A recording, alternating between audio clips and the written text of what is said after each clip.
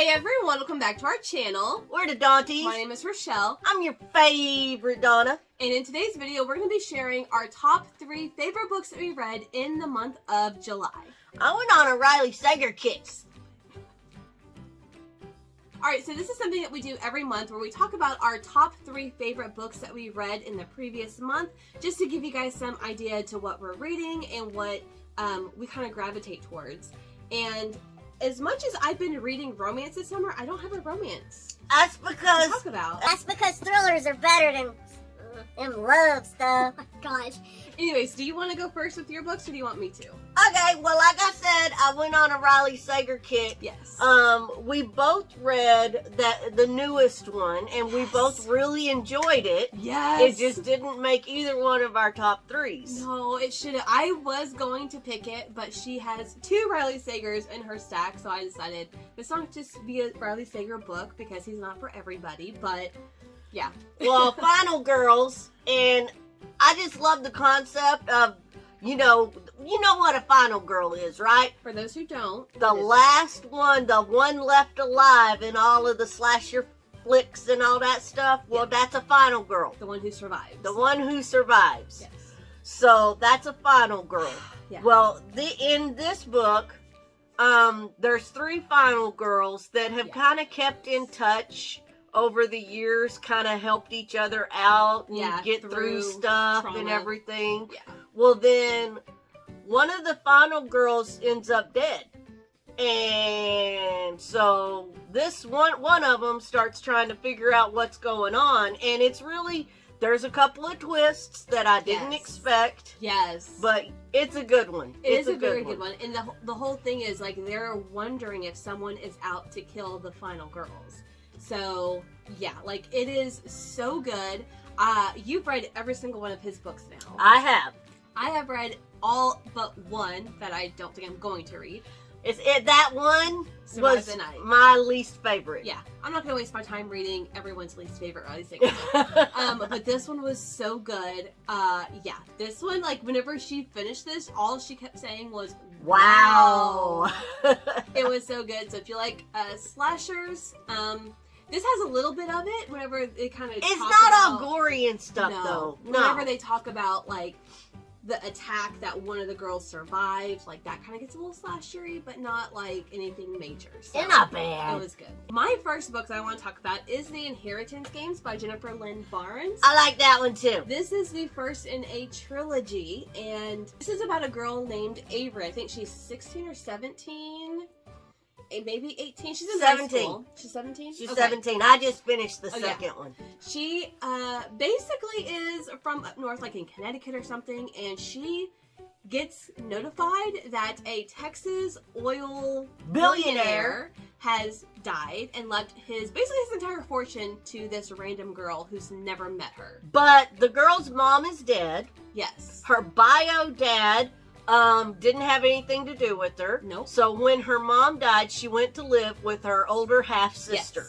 Yes. So, and she's only 16, 17 when around this is there. going on. Yeah. So she gets flown down to Texas, and at the reading of the will, basically he disinherited his entire family. And there's a bunch of them. There's a bunch of them.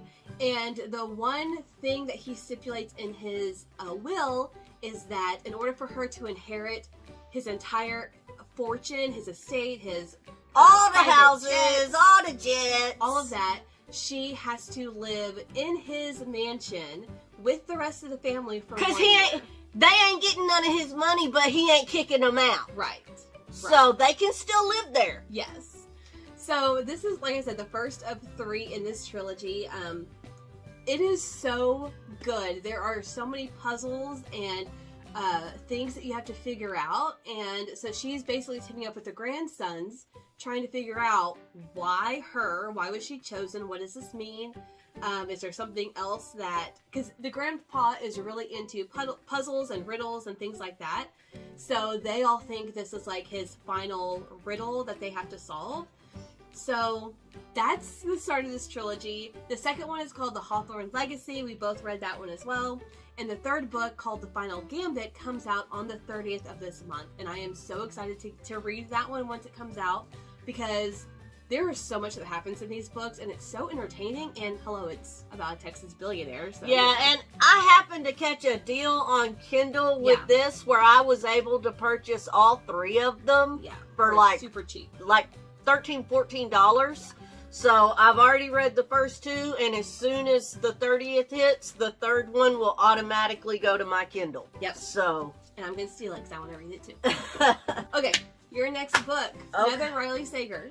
Oh, guess what? It's another Riley Sager. This one is The Last Time I Lied, and this one was really cool. I enjoyed reading this in summertime because it was about a summer camp. Yes. And it's about this person that was at this summer camp, and she kind of is a final girl, kind of, because she was at this summer camp years and years ago when she was a little kid, and she was staying in this cabin with 3 other girls, and these 3 other girls leave the cabin in the middle of the night one night, and they never heard from again. Yeah, they go missing. They're just gone. Yeah.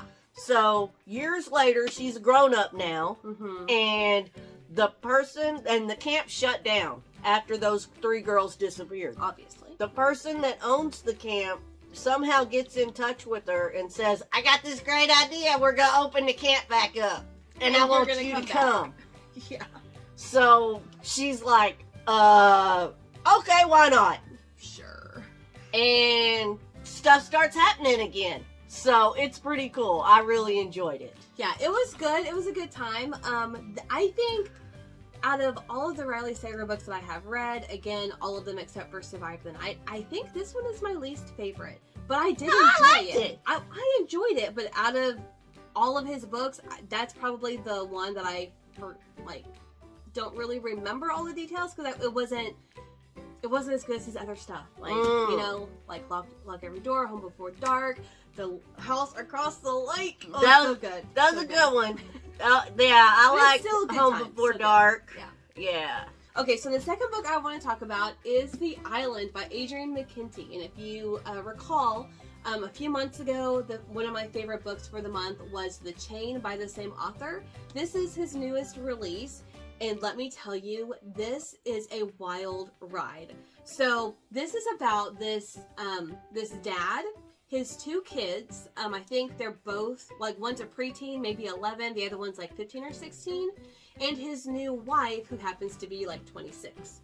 So very close to the daughter's age. Okay. I mean, you know what I mean? Like more like a big sister age gap between them 2. They go, they basically follow the dad to this conference in Australia.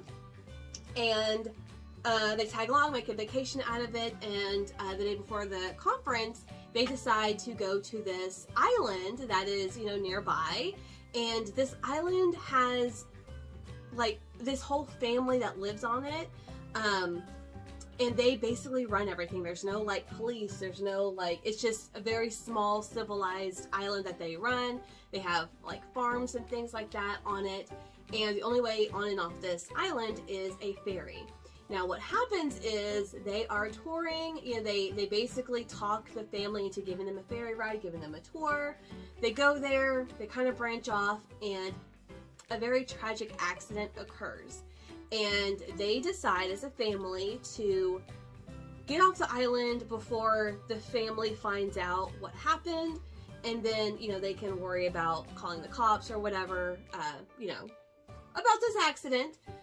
Well, the family finds out before they can get off the island, and the family basically captures them and tortures them, and they are on this island, and they have to survive but escape and hiding all around this island from this family because they're basically being hunted by this family in order to survive. And it's really the stepmom and the 2 kids are teamed up together because they basically took the dad and they have him somewhere else.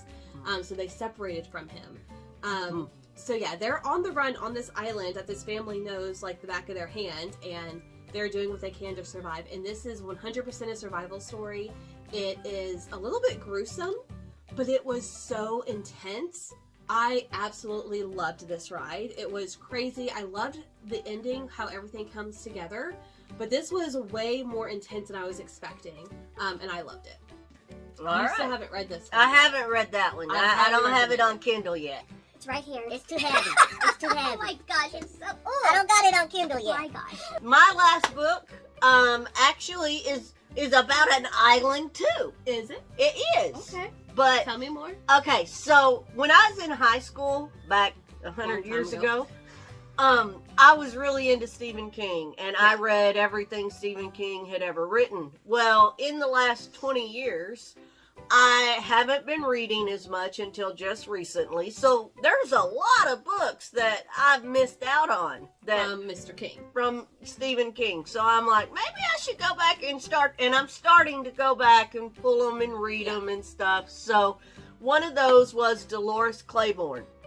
And you said this is a Stephen King that I could handle. You could definitely handle this one. Okay, so you tell could me what's it about? So it's these people live on an island, and it's basically small town because they're on an island. Makes sense. And there's this super rich lady that has a house on the island, and she comes for the summers and stuff like that. And Dolores Claiborne is like, she works for this rich lady. Okay. Well, so every year the rich lady and her family come, and Dolores Claiborne works for her. Well, then the rich lady's husband dies, and the rich lady eventually comes to live at the house on the island for good. So Dolores Claiborne comes to work for the rich lady for good. Okay. And it's not just every summer now, it's all the time. Okay. Well, when that rich lady dies, she leaves everything to Dolores Claiborne. Okay. And there's some questions about her death, and the Ooh. police are wondering, did Dolores Claiborne find out that she was going to get everything and kill the old lady? The whole book, Dolores Claiborne, it starts out with her sitting in the police station, and she's going to tell her story. Gotcha. And they're interrogating her and stuff. Well, I listened to it on audiobook. Okay. And definitely, if you can, listen to the audiobook for Dolores Claiborne. Okay. It's really good.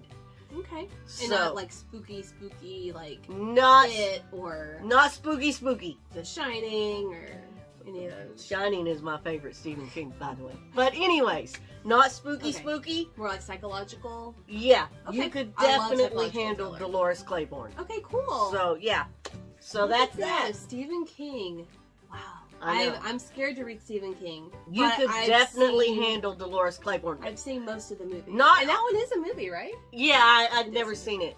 But his books now are turning more psychological thriller than horror a lot of times. But Dolores Claiborne's like from like a long time ago, right? It's when he started turning toward psychological thrillers. Gotcha. So not all his books are horror now like they were back in the 80s. Well, I will say that when I was at Barnes and Noble yesterday, he had like 2 full bookshelves, and they were all in the horror section.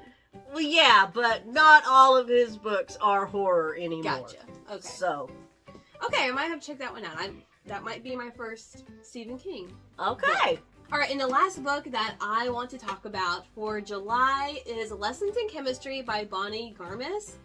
This is a debut novel. It is historical fiction, but this quickly, it is like topping my list for the entire year.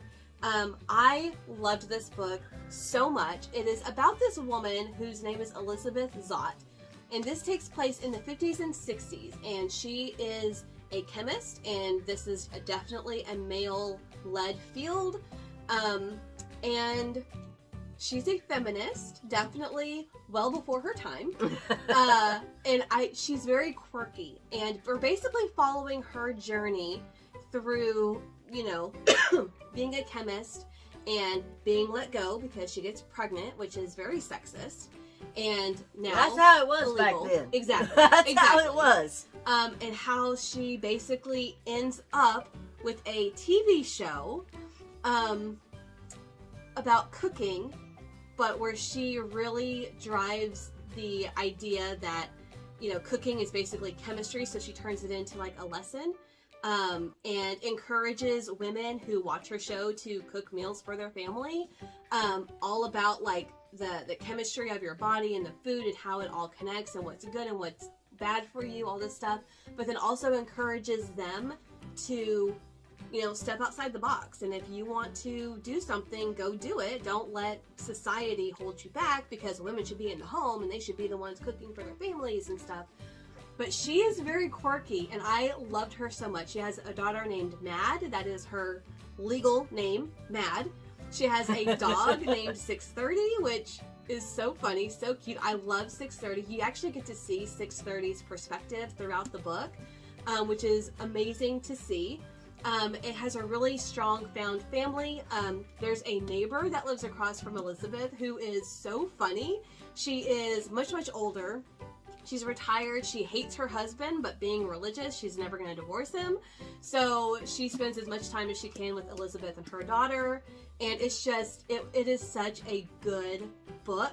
And there's so many elements to it that I'm just like, this poor lady, like everything that she had to deal with, she should have been living in the 21st century. Yeah, like this was just so good. That dog name reminds me of something. What? I want our next dog, I want to name it Shark, and I want to take it to the beach off leash. So you can yell shark. Okay, first of all, we're not going to get another dog. We're not going to get any more dogs. Like, we're done with dogs. But yeah, I highly recommend this if you want a nice, fun read with really quirky characters, and just, it's so good. It is so good. I loved this one so much. So here's a look at all of the books that we enjoyed and truly, truly loved in the month of July. Leave a comment down below. Let us know if you have read any of these books, and if so, which ones are your favorites. If you enjoyed these as well, let us know. Or if you had a different opinion on them, let us know. Because I know not every book is for every reader. But yeah, we've been reading a lot of really great books. I have picked up reading again. I used to read all the time, and I haven't read in a long, long time. I'm very proud of myself because I have now read for 54 straight days on my Kindle. So good for you. Yeah, it's pretty cool. Yeah, I don't know how you read while we had COVID, because there were like 3 days I did not read one page. As long as I pick it up and read for like 30 minutes to an hour every day, it counts. Alright, so that's going to do it for us today. Thank you guys so much for watching, and we'll see you in our next video. Bye.